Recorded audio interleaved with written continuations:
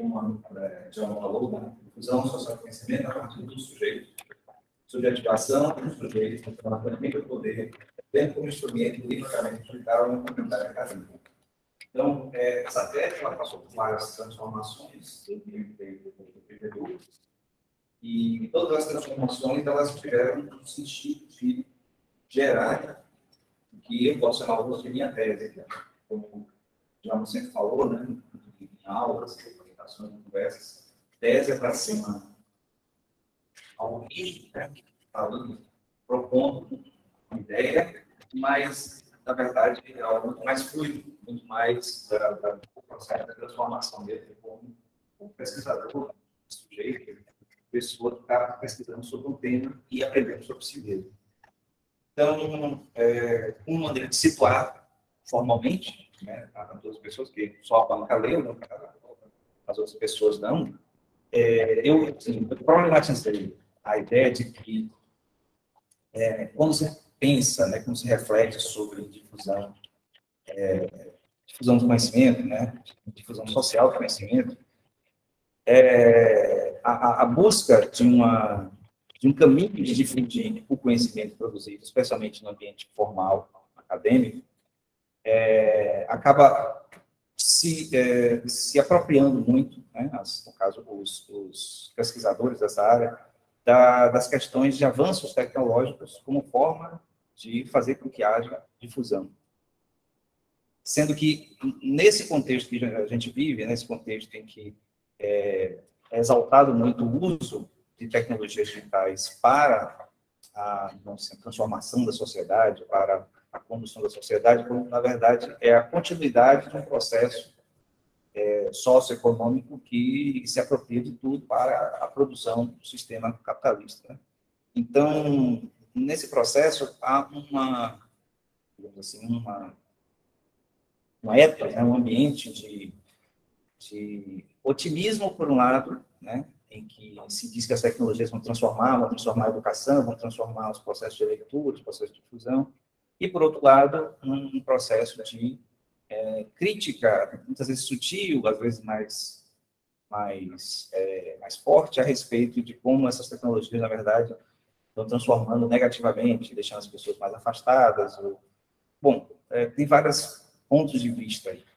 E aí, em relação especificamente ao instrumento tecnológico livre digital, né, os pesquisadores dessa área, os que eu entrei em contato, né, não tem como ver tudo sobre o assunto, eles seguem um pouco essa linha de dizer que o livro digital, genericamente, vai transformar a literatura, transformar os processos de leitura, transformar o conhecimento, transformar a educação, revolucionar, se usa muito o termo revolucionar.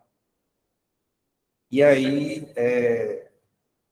seguindo, assim, dando atenção a esses parâmetros, digamos assim, de pesquisas de outros pesquisadores, de outras pessoas que pesquisaram sobre temas parecidos ou temáticas similares, o que eu pude notar é que, em muitos aspectos, o que era realmente da apropriação do processo de difusão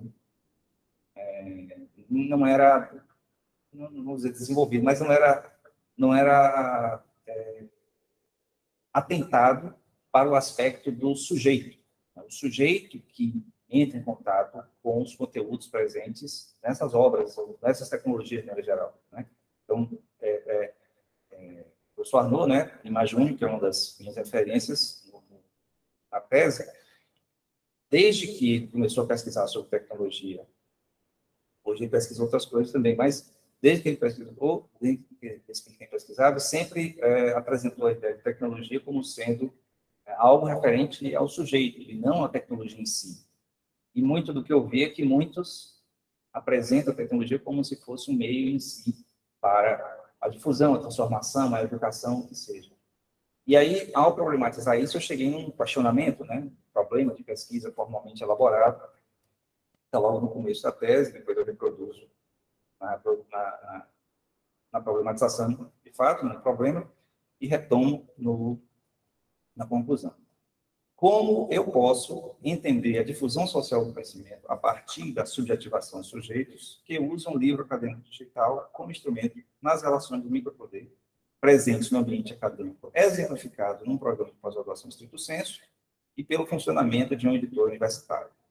Então, essa pergunta, evidentemente, vem de um contexto, né, propriamente meu, que é o fato de eu trabalhar na editora universitária da UNEB, né? E ao longo do tempo que eu trabalho lá, que eu trabalho lá, eu tenho me apropriado de uma série de elementos, uma série de procedimentos, uma série de saberes, né? Que eu pude identificar como sendo parte dessa problemática da difusão do conhecimento, difusão social do conhecimento, e como eu posso diferenciar isso de uma maneira que aborde, né, que dê valor ao papel dos sujeitos, né, do sujeito que entra em contato com a produção da editora.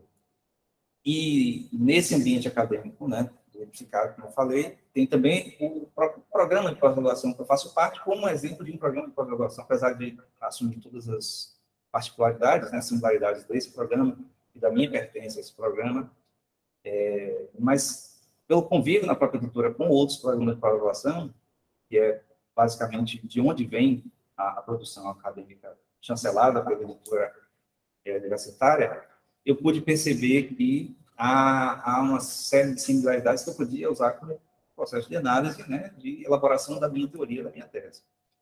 Então, com essa problemática, eu pude pensar metodologicamente, né, num sistema de formulação teórica, já com a pesquisa teórica, né, fundo qualitativo, em que a teorização tinha que vir da minha vivência, né, da minha singularidade, da minha particularidade como sujeito da editora universitária e do programa de pós-graduação, e assumindo também o risco, né, sempre um risco de atribuir um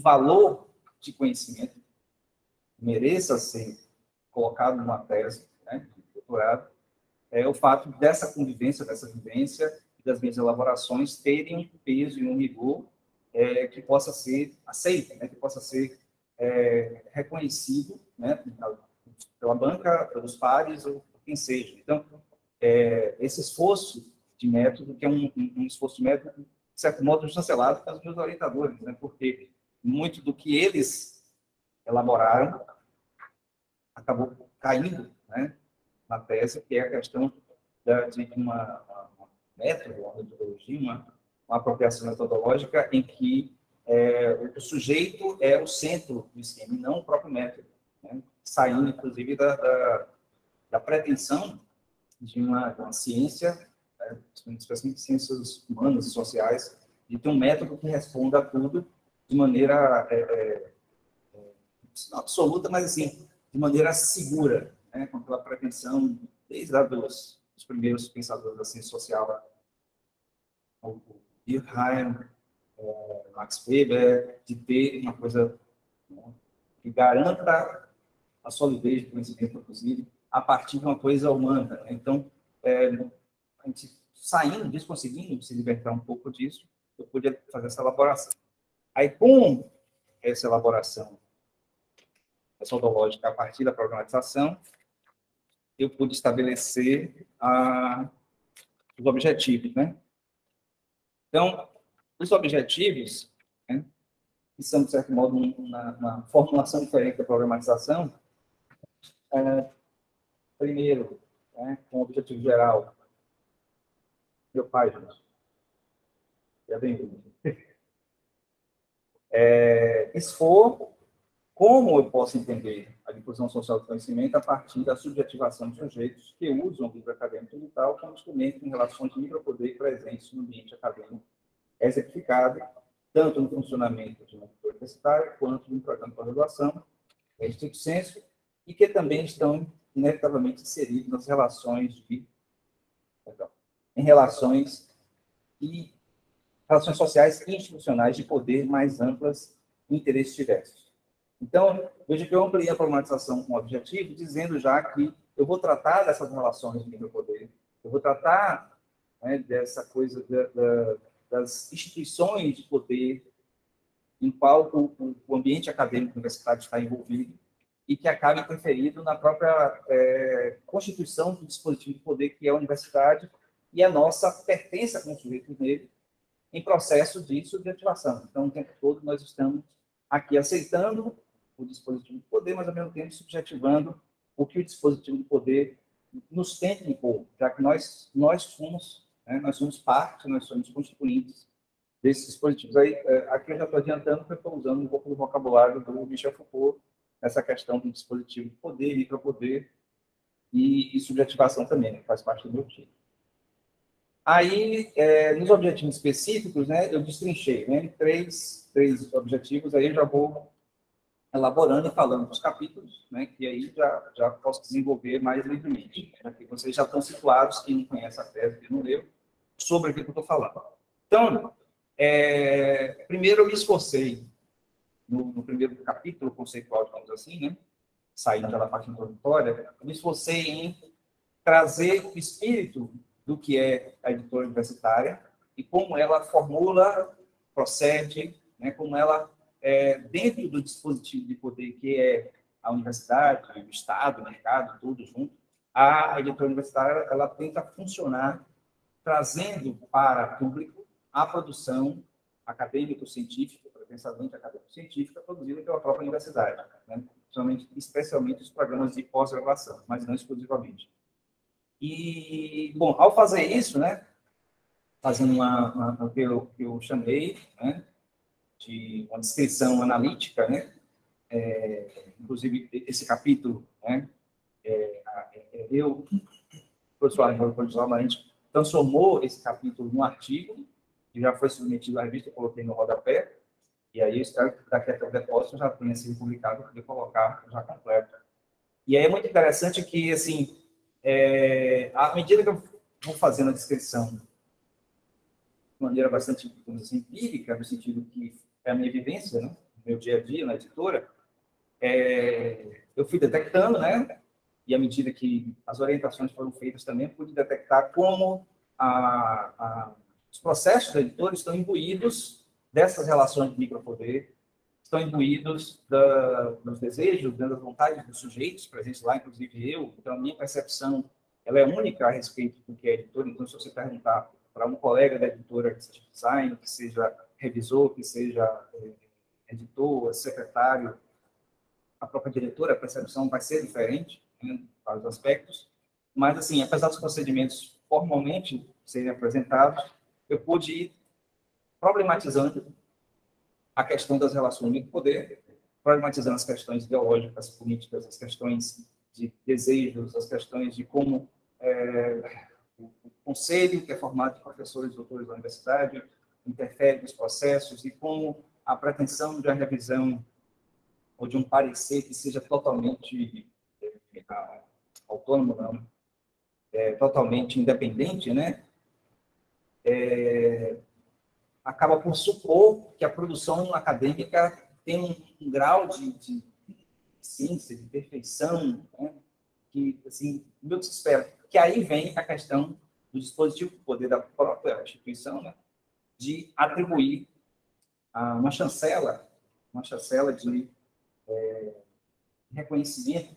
Então, todos nós, assim, a maioria que ou quer ser um acadêmico de carreira, a gente sabe que para avançar na carreira você tem que ter essas chancelas continuamente, seja de periódicos, né, que sejam qualificados, seja de editoras com conselho, seja de editoras universitárias que supõe-se que tem um conselho, e aí tudo isso meio que chega no sujeito como sendo uma espécie de imposição, que, assim, puxando do vocabulário lá do Michel Foucault, chamo de sujeição, sendo que a gente pode verificar em orientações, eu podia esclarecer isso, eu sou meio teimoso com algumas coisas, mas eu pude verificar que realmente todo processo de sujeição é uma subjetivação. Então, se você aceita aquela imposição, aquela regra, não, eu tenho que publicar de qualquer jeito na editora universitária. Então, eu vou me submeter a tudo que pedirem para poder garantir a publicação e aí eu poder pontuar, não sei o que, não sei o que. Fazendo isso, você está fazendo a escolha. Então, a escolha é a subjetivação também.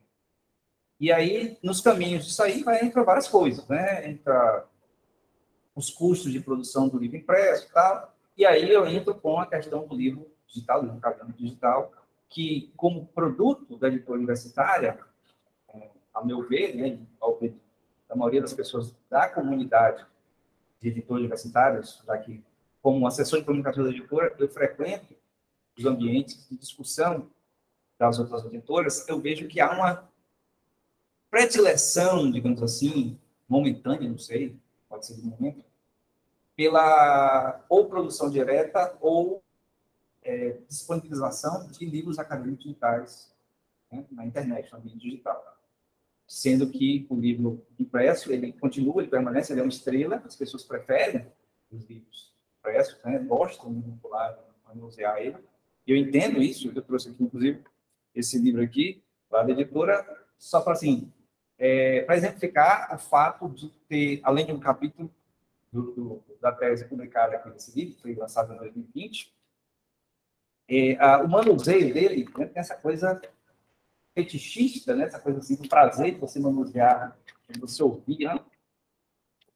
Não tem isso no livro digital, mas em relação a custos, o livro digital é mais barato, em relação o potencial de amplitude dele também é grande, e o próprio processo de disseminação, né? A gente usa lá o termo disseminação, que muitas vezes, colocado como sinônimo de difusão, é um erro, porque a difusão, como falo, né, como desenvolvo, que a minha tese acontece a partir dos sujeitos, não a partir dos instrumentos.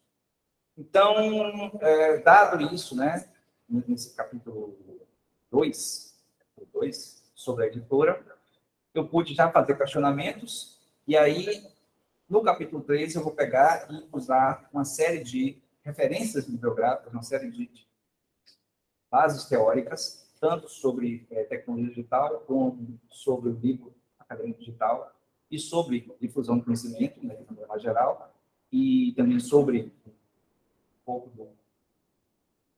dos conceitos, né, do vocabulário cotidiano que eu me apropriei para poder usar na tese, e desenvolvo o capítulo 3, que eu chamei de algum referencial teórico.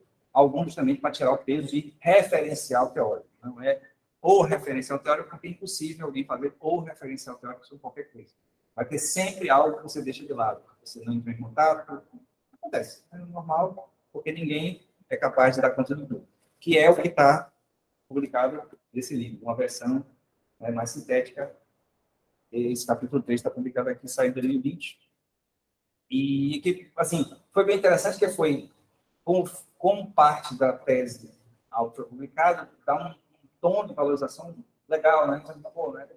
Apesar de fazer parte do sistema de poder, do sistema, né, de chancela da editora, mas é uma coisa interessante de você sentir que dá para expandir aquele processo, sabe? Por mais que você diga que quem garante, né, quem faz o valor daquilo ali é você mesmo, você que sabe o que você está dizendo, não precisa ninguém de fora dizer. Mas fazendo parte da comunidade de um sistema, né, que é um dispositivo de poder, você acaba tendo que perceber isso como algo valorizado também, como algo de valor. Mas são pares, né, são pessoas da mesma comunidade que estão ali analisando, né, valorizando, avaliando e revisando também. Revisões também.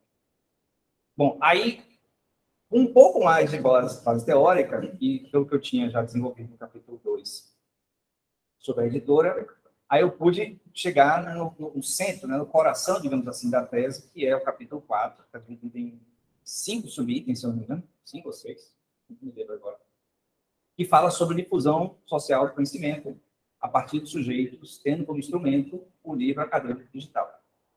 Então, é nesse capítulo que, digamos assim, a minha teorização, né, a minha apropriação de todo o conteúdo ganha a forma de uma tese no sentido de que tem uma coisa ali que foi eu que formulei, que ninguém tinha formulado antes. E aí, assim, o que é que eu fiz? Eu apresentei a ideia, né, retomei, aliás, a ideia da difusão do conhecimento. Eu destrinchei da difusão do conhecimento, uma coisa que Arnaud sempre me apontou, que nos estudos, nas pesquisas sobre difusão do conhecimento,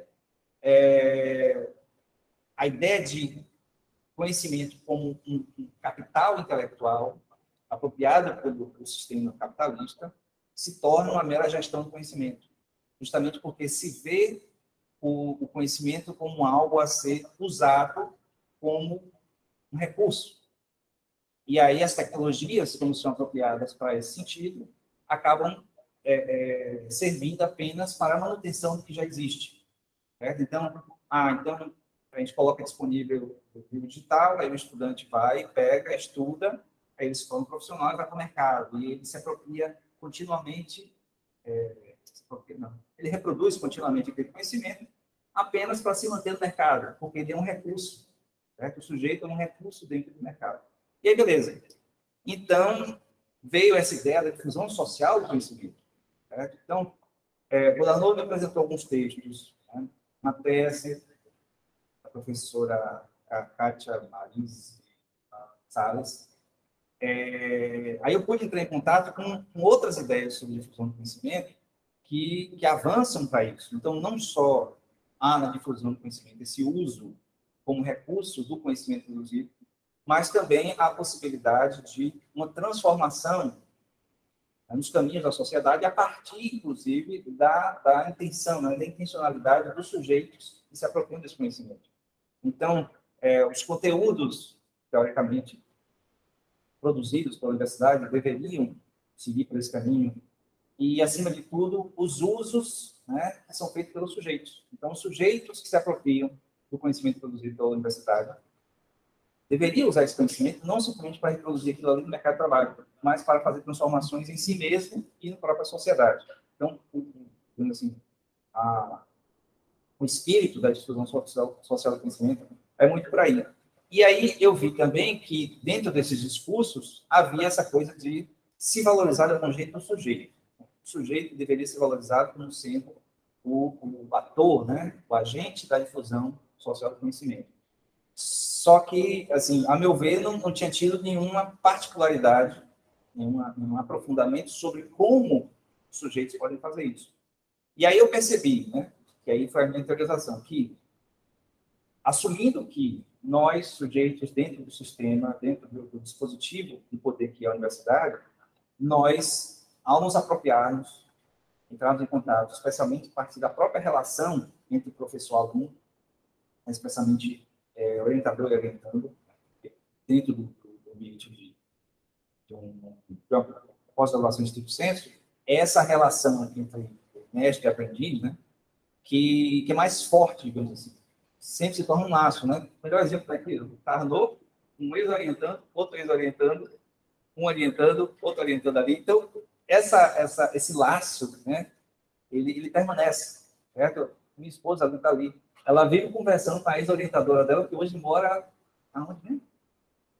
Em Roraima. Então, esse laço permanece muito mais do que simplesmente a relação professor-aluno, né? A relação de dia a dia na sala de aula, que também tem essa questão desse processo, né? Que, ao final desse capítulo, eu vou reconhecer como sendo um processo em que há uma ligação afetiva, que eu chamo de poder e amor ao mesmo tempo. E aí essa conexão faz com que nós, como sujeitos, possamos fazer indicações de leitura, né, para os nossos aprendizes, no caso, quem está no papel de poder de professor, naquele momento, e do lado dos aprendizes, o papel de receber essas indicações, no caso, indicações de leitura. Pronto, o instrumento é o livro acadêmico digital. E essas indicações de leitura chegarem até esses sujeitos aprendizes, ou alunos, e que há o potencial, não é necessariamente que vai acontecer, mas há o potencial de uma apropriação, né, subjetiva, daí subjetivação, em que cada sujeito pode transformar aquele conhecimento, aquele conteúdo que foi sugerido pelo mestre, né, como sendo conteúdo seu. Certo? Então, sem dúvida, mesmo que um sujeito ele receba indicação de um professor, ou até mesmo dos próprios pais, né, colegas alunos, se ele se apropriou daquilo ali, né, aquele conhecimento, passa a ser dele. Então, passa a ser um conhecimento, um saber dele próprio, mesmo que ele não use como referência, que aí, no processo de difusão, se mistura justamente com essas relações intricadas do micropoder no ambiente acadêmico. Então, sempre que eu pego e cito um professor autor, né, que publicou um livro, a editora universitária, cito não simplesmente de reproduzir, mas cito no sentido de repensar e retransmitir aquele conhecimento como meu, um conhecimento que eu entendi e tornei meu. Então, eu estou participando do processo de difusão do conhecimento. Então, eu demonstro ali uma afinidade, uma consignação, como o Arnaud gosta de falar muito. Então, há uma consignação entre aquilo que o meu professor sugeriu para mim de leitura e aquilo que eu me apropriei. Né? Posso até me apropriar errado, mas, de qualquer jeito, houve ali um esforço de difusão, um esforço de transformar aquele conhecimento que era um pedaço de papel ou uma tela, né, de um conteúdo escrito, em um saber que eu pudesse pegar e passar adiante. E é na própria comunidade mesmo. Por isso que a tese é numa comunidade acadêmica. Então, esse ambiente aqui, o ambiente da sala de aula, essas funções, os grupos de pesquisa, esses ambientes é que acontece a difusão. E não simplesmente porque você coloca disponível na internet um arquivo digital. Isso facilita, certo? Eu coloco um exemplo bem claro lá, que acho que todo mundo aqui que fez parte desse ambiente de pós-graduação do senso hoje em dia, o professor está falando em sala de aula lá, tem um livro tal, de fulano de tal, que fala isso. E alguns minutos depois, lá no seu celular, pipoca lá. Alguém achou o livro na internet e já colocou no grupo. E todo mundo tem acesso ali na hora. Não quer dizer que todo mundo vai ler. Não quer dizer que todo mundo vai se apropriar daquilo ali. Mas há uma facilidade muito grande do que era, por exemplo, quando eu fiz mestrado há 20 anos atrás, que você tinha que levar uma pilha de xerox para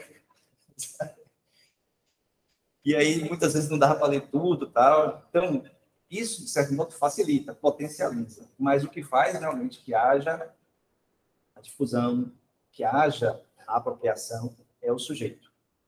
É o sujeito querendo fazer isso. É o sujeito desejando se encontrar com aquele conhecimento e ter um processo de reconhecimento dele naquilo ali. Até mesmo para dizer que não concorda com isso aqui. Pelo menos você leu, tentou entender e não concordou. Porque o cara pode simplesmente ler, não dá a menor importância, mas reproduzir em sala de aula. Ou colocar uma citação direta, pô, o cara citou o Deleuze e já está rindo, sabe muito. Não, de repente ele só achou bonito aquilo ali, meio enigmática, e é um dos autores favoritos das pessoas em certos ambientes, é colocar autores que ninguém entende direito o que está se dizendo, justamente parecer que você sabe muito. Então, já estou devagando. Então, esse processo de difusão acontece daí. E, assim, eu fiquei muito satisfeito com esse capítulo 4, que também vai ser publicado. Então, era para ser publicado ano passado, mas o livro atrasou. Pela Eduf, dá uma coletânea de textos sobre difusão do conhecimento. E aí, não o capítulo todo, mas partes do capítulo, sintetizado em formato de um capítulo, de um artigo, que eu fiz em conjunto, inclusive, com o professor Américo, não sei se ele está ouvindo agora, ele está aparecendo na carinha dele ali, e o professor Roque Pinto, que é da UESC. Então, é interessante que me provocou uma grande satisfação ao ir caminhando com o capítulo, porque eu pude ter a oportunidade, como eu trabalho todos os dias, né, de aos pouquinhos, chegando no final desse capítulo, daí depois na conclusão, de que, por mais que haja um discurso de inovação tecnológica, né, de tecnologias digitais, de avanços em novas tecnologias, de internet, de ubiquidade, de a nossa pertença ao mundo digital o tempo todo na nossa vida, o que de fato acontece entre nós sujeitos. E essa relação entre os sujeitos nesse ambiente, por mais que haja disputas de poder, questão de poder, é uma relação que é prioritariamente amorosa. Então, é um conjunto de relações em que há muito essa coisa de desejar que aquilo que está impresso, está no livro, né, está impresso no sentido de publicado, impresso no sentido de impresso no papel, mas não necessariamente. Aquilo que está guardado lá, colocado lá, ele ganha vida à medida que você recomenda, e à medida que o outro lê, e à medida que há resposta. E essa medida dessa relação é uma relação amorosa no sentido de que os entes dessa relação, desses sujeitos, dessas relações que são de poder, eles querem, né, por mais que haja várias outras questões.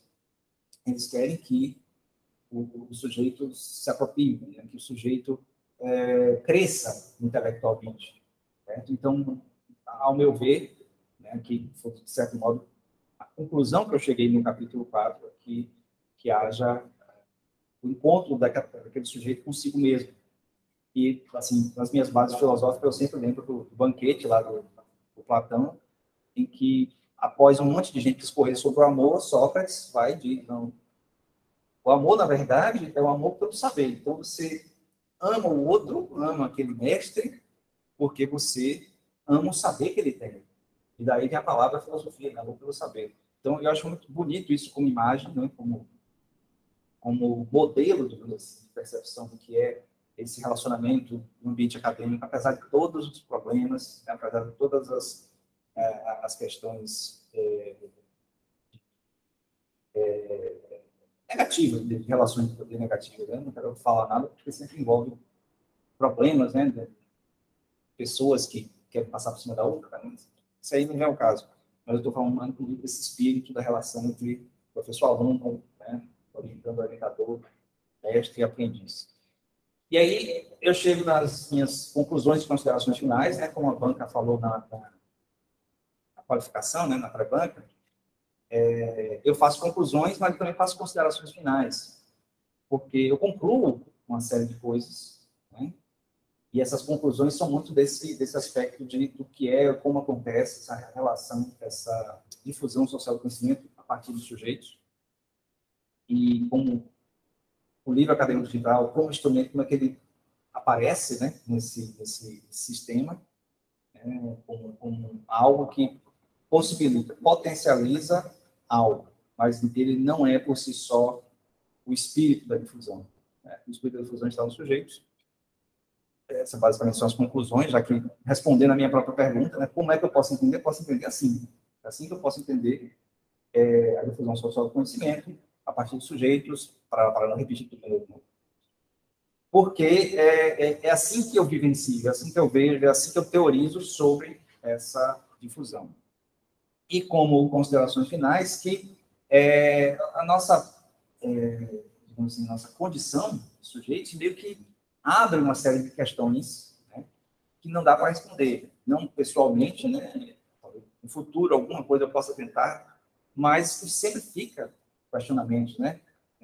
Sobre as relações, sobre a possibilidade de uma real modificação do ambiente acadêmico para que ele responda muito mais ao um anseio de transformação na sociedade, são coisas que ficam porque não tem como responder assim numa tese, né? É muito mais do dia a dia, né, como pesquisador, como cidadão, como pessoa que pode pegar e sair com esses questionamentos. E, bom, aí é isso, só de adendo, né? Eu tentei o máximo possível dar conta do que a banca falou na qualificação, né? Eu coloquei a imagem lá que a professora pediu, da comunidade acadêmica ideal, lá o quadro do Rafael. Impresso eu sei que não fica tão bonito, né? Mas aquele quadro realmente é bem inspirador desse tipo de ambiente acadêmico. Você vê pensadores de várias épocas convivendo junto. E, assim, eu não pude atender coisas que eu não sabia que eu ia dar conta. O Léo, por exemplo, falou, veja mais coisa da linguagem, procure lá, eu tá, não dá.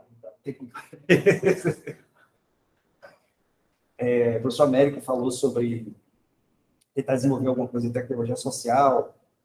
Eu vi que se eu fosse muito para aquilo ali, ia fugir do meu tema, mas eu, pelo menos eu menciono o papel da editora como um ente acadêmico que pode promover ações na sociedade que promovam a inclusão, né? Faz parte do que ele falou. E Arnold já uma claras orientações a respeito, especialmente da minha teimosia com algumas coisas. Né? Então, realmente, para vencer a minha teimosia em relação a coisas que eu achava que eu sabia, mas estava indo por outro caminho, foi difícil. Como eu falei para mim uma vez em e-mail, trocando e-mail, nesse processo todo, eu superei muito a mim mesmo. Sabe aquela coisa de deixar de lado coisas que você achava que eram importantes e que não eram. E, professora Meire, eu me lembro, eu não sei se ela está continuando a assistir agora. Exato. Mas, de qualquer jeito, eu já tinha atendido muitas das demandas que ela fez na primeira qualificação, mesmo com a mudança de tema, sobre a fundamentação teórica, e eu valorizei muita coisa que ela disse na pré-banca, da questão dos questionamentos, né? Apesar de eu ter me livrado da questão do ceticismo, em base, mas ela chama atenção dos questionamentos. Os questionamentos são importantes, porque o questionamento sobre o problema, sobre a problemática, sobre o contexto, ele mantém vivo, de certo modo, até a minha própria capacidade, né, de argumentar, de procurar respostas e admitir, inclusive, quando não consigo. Quando não consigo respostas e ficar tranquilo com isso. Eu acho que faz parte do próprio crescimento dele. Eu acho que é isso. Da minha conta aqui, faltava 5 minutos, mas eu concluo por aqui e eu agradeço a todos que ouviram, prestaram atenção, tentaram entender, não cochilar. Muito obrigado.